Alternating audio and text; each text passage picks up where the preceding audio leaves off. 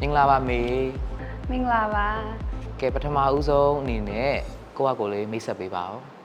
အမကတော့ May Grace Perry ပါအသက်က30 အဲ့တော့ Miss Universe ကိုဘာလို့လာ join ဖြစ်တာလဲအားလည်းသိချင်ပါတယ် မေကိုချစ်တဲ့ပရိသတ်တွေကမေကို Miss Universe မြန်မာ stage ပေါ်မှာမြင်ကျင်ရတယ်နှစ်တိုင်းလဲမေကိုပူဇော်ရတယ်တိုက်တွန်းတယ်ဒီနေ့တော့မေရဲ့ပရိသတ်တွေကိုမေချစ်တဲ့စိတ်နဲ့ဝင်ပြိုင်တာပါမေရဲ့အိမ်မက်လေးကိုလည်းမေဖြည့်ခြင်းလို့ပါ မေအနေနဲ့ဆိုရင်ဒီချိန်မှာကိုရင်ဆိုင်နေရတဲ့အခက်အခဲတွေကိုယ့်ရဲ့ကြိုတင်ပြင်ဆင်မှုတွေဆိုရင်ဘာတွေဖြစ်မလဲအားလည်းသိချင်ပါတယ် အဓိက catwalk လျှောက်တဲ့အချိန်မှာမေကတောင်းတောင်းလေးလျှောက်တတ်တယ်ပရိသတ်တွေနဲ့ interact လုပ်တဲ့အချိန်မှာလည်းပြုံးတာတွေအဲ့လိုတိတ်မရှိဘူးပေါ့နော်ဒါလေးတွေတခြားကျင့်တယ်ပြီးတော့ public speaking လုပ်တဲ့အချိန်မှာလည်းမေစူးစမ်းနေပါရဲ့ရှင် Miss တယောက်အနေနဲ့ May Grace Perry ဆိုပြီးတော့စင်မြင့်ထက်မှာအကောင်းဆုံးတောက်ပဖို့အတွက်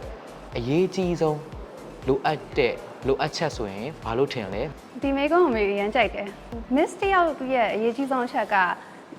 အလှပတစ်ခုတည်းလို့မေ Grace မမြင်ဘူးလူတိုင်းမှာကိုယ့်ရဲ့ပင်ကိုယ်အလှတရားကိုယ့်ရဲ့ကိုယ်ပိုင်အလှတရားဆိုတာပိုင်ဆိုင်ပြီးသားအခု Miss Universe မြန်မာပြိုင်တဲ့အချိန်မှာမေမှာ platform အသစ်ကြီးရမယ်ဒီ platform နဲ့မေကိုအားပေးတဲ့ပရိသတ်တွေဒီ Miss Universe မြန်မာပြိုင်ပွဲကိုအားပေးနေတဲ့ပရိသတ်တွေအားလုံးကိုမေခွန်အားတွေပေးခြင်းတယ်